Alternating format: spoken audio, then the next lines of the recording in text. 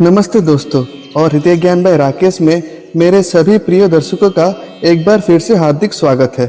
पिछली बार हमने भगवत गीता के पहले अध्याय के चौथे श्लोक पर चर्चा की थी, जहां दुर्योधन ने आचार्य द्रोण को पांडवों की सेना में मौजूद कुछ महारथियों जैसे सात्यकी, विराट और द्रुपद का जिक्र किया था। ये दुर्योधन की अपने गुरु द्रोणाचार्य को उकसाने और पांडवों की शक्ति का सही आकलन करने की एक चाल थी। आज हम दुर्योधन के उसी भाषण को आगे बढ़ाएंगे। वह अब पांडवों की सेना के और भी प्रमुख योद्धाओं का नाम लेंगे जो कौरवों के लिए एक बड़ी चुनौती पेश कर रहे थे। ये श्लोक हमें दुर्योधन की रणनीतिक मानसिकता और युद्ध के लिए उनकी गहरी चिंता को दर्शाता है कि पांडवों की और कौन कौन से पराक्रमी योद्धा हैं। श्लोक दृष्टकेतुश्च कैतिनः काशीराजश्च वीर्यवान् पुरुजित कुंतीभोजश्च शैवश्च नरपुंगवः। मतलब दृष्टकेतु, चेकितान, पराक्रमी काशीराज, पुरुजित, कुंतीभोज और मनुष्य में श्रेष्ठ शैव भी पांडवों की ओर से थे। तो दोस्तों, दुर्योधन ने आचार्य द्रोण से क्या कहा? उन्होंने पांडवों की सेना के कुछ और प्रमुख योद्धाओं के नाम गिनाए जो उनकी शक्ति को और भी स्पष्ट कर रहे थे और दुर्योधन की चिंता बढ़ा रहे थे। आइए इस श्लोक में वर्णित इन महत्वपूर्ण योद्धाओं पर गौर करते हैं। श्लोक का गहरा अर्थ। दुर्योधन यहाँ उन सभी प्रमुख योद्धाओं का नाम ले रहे थे जो पांडवों की ओर से युद्ध में भाग ले रहे थे और जो उनकी कौरव सेना के लिए एक बड़ी चुनौती पेश कर रहे थे। ये दिखाता है कि वो अपने विरोधियों को कितनी गंभीरता से ले रहे थे। धृष्टकेतु ये शिशुपाल के पुत्र थे और चेदी देश के राजा थे। शिशुपाल भगवान कृष्ण का विरोधी था, लेकिन उनके पुत्र धृष्टकेतु ने धर्म का साथ दिया और पांडवों की ओर से युद्ध किया। चेकितानः ये यादव वंश के एक बहुत ही बहादुर योद्धा थे और श्री कृष्ण की सेना का एक महत्वपूर्ण हिस्सा थे जिन्होंने पांडवों का समर्थन किया। काशी राजश्च वीर्यवान, काशी के शक्तिशाली राजा, इन्हें वीर्यवान अर्थात पराक्रमी या शूरवीर कहा गया है, जो उनकी वीरता और युद्ध कौशल को दर्शाता है। पुरुजित ये कुंतीभोज के भाई थे और पांडवों के मामा थे, एक बहुत ही सक्षम योद्धा। कुंतीभोजश्च कुंती के दातक पिता और पांडवों के मामा, ये भी एक अनुभव और सम्मानित राजा थे।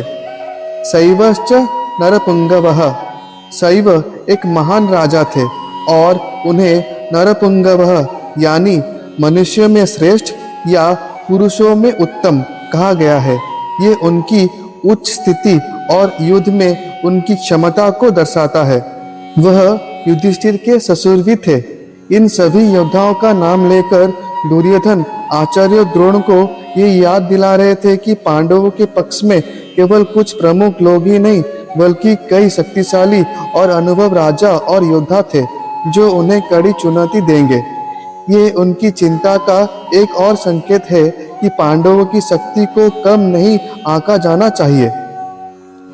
इस श्लोक से हमें क्या सीख मिलती है? तो दोस्तों, इस 5वें श्लोक से हमें कई महत्वपूर्ण सीख मिलती है। प्रतिद्वंदी की विस्तृत समझ। दुर्योधन केवल बड़े नामों का जिक्र नहीं कर रहे थे, बल्कि कई महत्वपूर्ण योद्धाओं का पहचान रहे थे। किसी भी संघर्ष में अपने प्रतिद्वंदी की पूरी टीम, उनकी क्षमताएं और उनकी ताकत को समझना अत्यंत महत्वपूर्ण है। आधी अधूरी जानकारी आपको गलत निर्णय लेने पर मजबूर कर सकती है। आकलन और योजना। दुर्योधन इन नामों को गिनाकर द्रोणाचार्य को यह संकेत दे रहे थे कि उन्हें हर योद्धा के खिलाफ अपनी रणनीति तैयार करनी होगी।